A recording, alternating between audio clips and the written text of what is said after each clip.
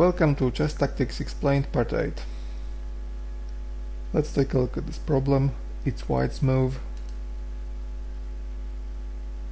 White plays like this, and this move traps Black's knight. Look, now it can't go anywhere.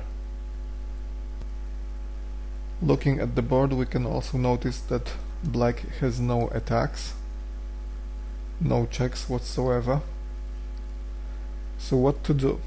Here is a very important matter that comes, that we should think more than one move ahead. Take note that this knight will go here safely. Why? Simple. Because if pawn takes, then we win the exchange knight for rook.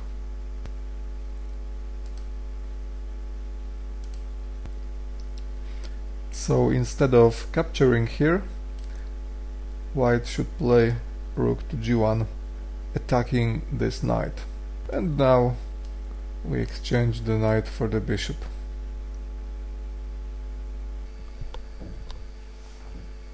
Let's take a look at this problem. This is again a very good example that we should get rid of the amateurs thinking, who mainly thinks one move ahead, and that we should consider a few moves ahead. Look what happens now. White takes Black's queen, a very heavy blow. Taking back the bishop here or here isn't a good compensation. We have to take this rook with check.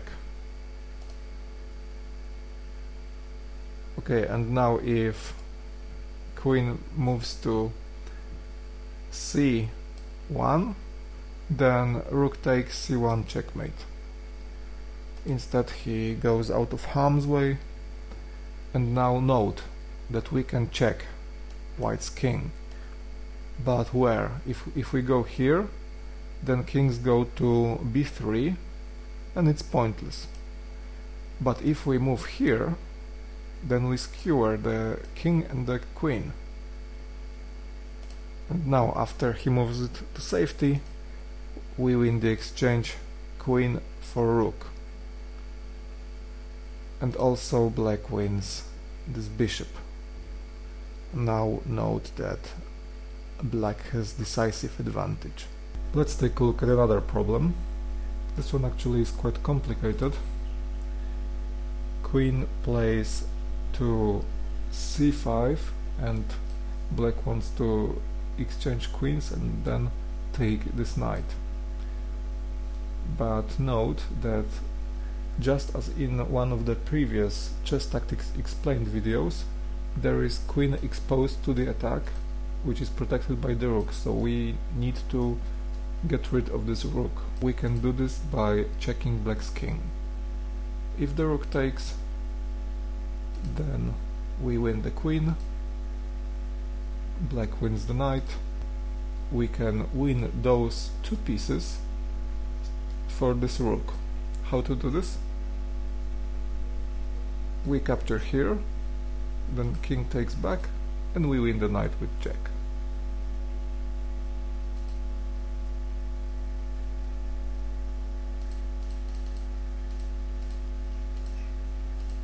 Unfortunately, this position is more complex, and Black doesn't have to take here. Black has also such a move. And this makes more complications, because now one of the good moves is to take this queen, then Black wins the queen back, then we check Black's king, winning the rook for the knight, and also White wins the bishop. Here is another problem. It is Black's move. Black wins the knight, and what to do now? Note that White's rook is facing Black's queen, only this pawn is separating them. So why don't we capture here, taking note of the pin here. If pawn takes, then rook takes here.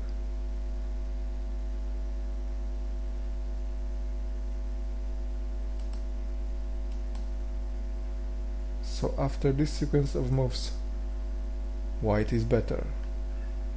Here is another problem. It is black's move. And what to do now? In such positions where the king is out of his defense, we must always consider if it is possible to checkmate him. And here it is possible, so we play like this and it's checkmate. And here is another problem. It is black's move. Black wins a pawn. And what to do now? There are many reasonable moves, but the best of them is to attack this knight with the pawn, taking the advantage of the fact that if the knight escapes from here, the knight would be hanging. So it looks like this. And now black defends, and white has another pawn to attack this knight. This knight cannot move from here, so black makes another move, and in this move white wins the knight. And white has advantage. And here is another problem. It is black's move. And what to do now? Note that white's bishop attacks this square. And if we manage to put our queen on this square, then it's checkmate. But how to do this? This pawn is defending, capturing like this. But note that we have a rook on the 6th rank. And if we play like this check, then black has only one move to take. And now it's checkmate. It is black's move.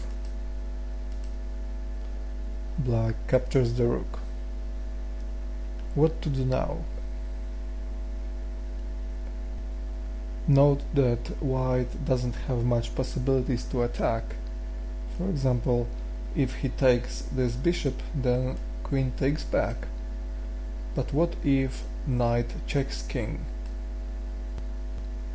Then the king must leave this square, and it can go to these 3 squares. 1, 2, or this one.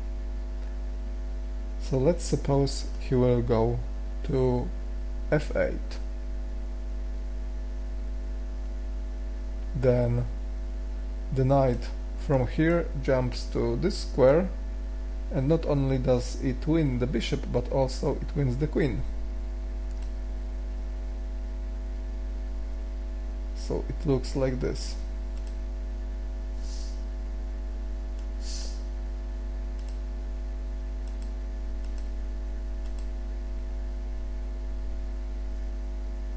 And white has a decisive advantage.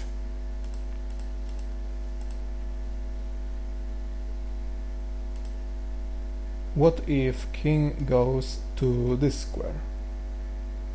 Then note that the bishop will give him this covered check if he moves from here, and he will go to this square attacking the queen, and also wins the queen. So it looks like this.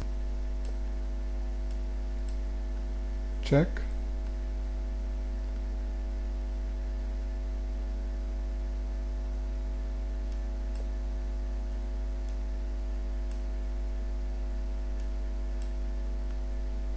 And white has the advantage.